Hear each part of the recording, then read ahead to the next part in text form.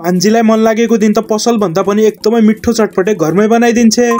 Hello guys, म कैलाश पुजेर फेरि आइसकेँ एउटा नयाँ मिनी ब्लग लिएर। धेरै दिनदेखि मलाई चटपटे खाने मन लागेको थियो, तर भान्जीको छुट्टी नै भइरहेको थिएन। बल्ल आज शनिबारको दिन भान्जीलाई फगाएर चटपटेमा हाल्ने सबै सरसामान किनेर ल्याए। घर पुग्ने बित्तिकै भान्जी प्याज छिल्न बसे अनि म आलु उमाल्न थाले। त्यतिकैमा दाइले मुम्फली छिलेर प्याज काट्न थाल्यो। यहाँ सँगसँगै घरमा एउटा काँक्रा पनि थियो, त्यो पनि काटे। त्यसपछि सानी भान्जी र म फ्रेश धनिया टिप्न बारीमा गए। धनियाको स्मेल अनि टेस्ट मलाई एकदमै मन पर्छ। तपाईहरुलाई कस्तो लाग्छ कमेन्टमा लेख्नु होला। त्यसपछि हाम्रो आलु पनि बोइल भइसक्यो। दाइ आलु छिल्न थाल्यो अनि भान्जीले आलुका पीस बनाइदिए। आज धेरै दिनपछि घाम लागेको थियो, त्यही भएर छतमै बनाउने सोचे। चटपटे बनाउन त म नि बनाइदिउँला, तर भान्जीको जतिको टेस्टी बनाउन सकिन्न। मज्जाले छतमा घाम ताप्दै चटपटे बनाउने प्रक्रिया सुरु भयो। सुरुमै आलु प्याज धनिया र काँक्रा हालेका थियौं। त्यो माथि भान्जीले 2टा वाइ 4वटा नमकिन अनि भुजा पनि हाले। त्यो माथि भान्जीले अलिकति तोरीको तेल, स्वाद अनुसार नुन अनि 2टा निम्बु निचोरेर मस्त मिक्स गर्न थाले। फाइनली हाम्रो चटपटे राम्रोसँग बनेर मिक्स पनि भइसक्यो अनि अन्तिममा यस्तो कलर देखियो। यो ब्लग अलि लामो हुन लाग्यो, त्यही भएर खाएको चाहिँ पार्ट 2 मा देखाउँछु।